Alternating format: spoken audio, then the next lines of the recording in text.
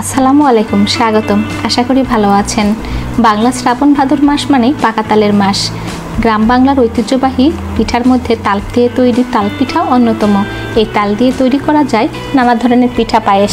এখন তালের মৌসুম, তাই সব জায়গায় শুরু হয়েছে তালের পিঠা পায়েস খাওয়ার ধুম। আমার পরিবারও এই উৎসবে মেতে উঠেছে। আজ আমি করে দেখাচ্ছি বাইরে মচমচে কিন্তু ভিতরে তুলতুলে নরম মজাদার তাল বড়া। তাল পিঠা বানানোর জন্য সবচেয়ে কঠিন কাজটি হলো তাল থেকে জুস বের করা। আমাদের গ্রামে বাঁশের তৈরি এই ছাঁকনিতে তাল ঘষে ঘষে পানি ছাড়া জুস বের করে। এটা আমার বাবা আমাকে বানিয়ে দিয়েছে।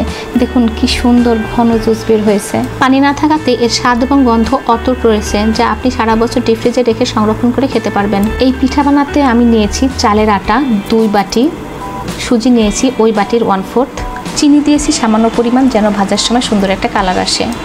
মাশাল্লাহ, তালের পিউরিটা এত সুন্দর হয়েছে, এত লোভনীয় যে এখনই খেতে ইচ্ছা করছে। 1 বাটি নিয়েছি তালের পিউরি, নারকেল নিয়েছি 1 বাটি, নুন দিচ্ছি স্বাদ মতো। সবগুলো উপকরণ একসঙ্গে ভালোভাবে মেখে নেব।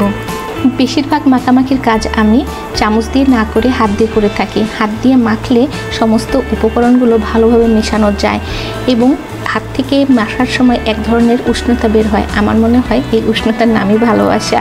মাশাল্লাহ, আমার মাখানো একদম পারফেক্ট হয়েছে।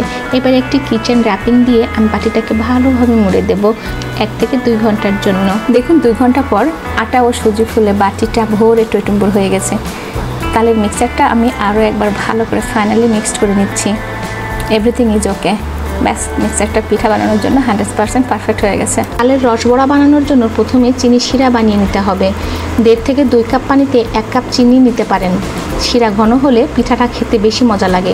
আমার বাসার সবাই হালকা মিষ্টি পছন্দ করে, তাই আমি 1.5 কাপ পানিতে 1/2 কাপ চিনি নিয়েছি। বেশ কিছুক্ষণ পানিটা জ্বালালেই শিরা বানানো কমপ্লিট হয়ে যাবে। চলুন তাল বড়াগুলো ভেজে ফেলি।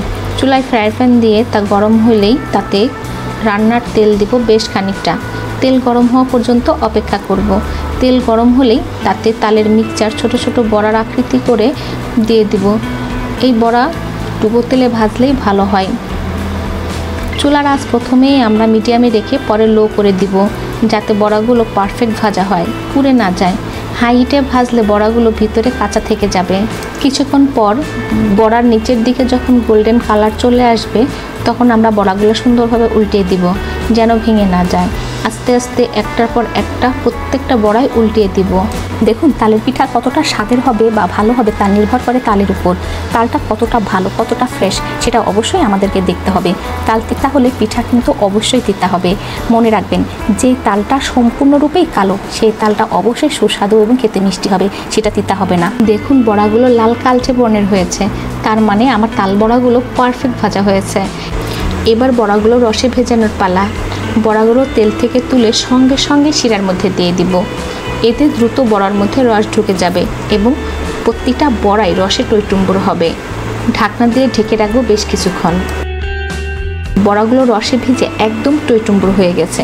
দেখুন কতটা পারফেক্ট হয়েছে। বড়াগুলো যেমনি রসালো তেমনি সফট হয়েছে।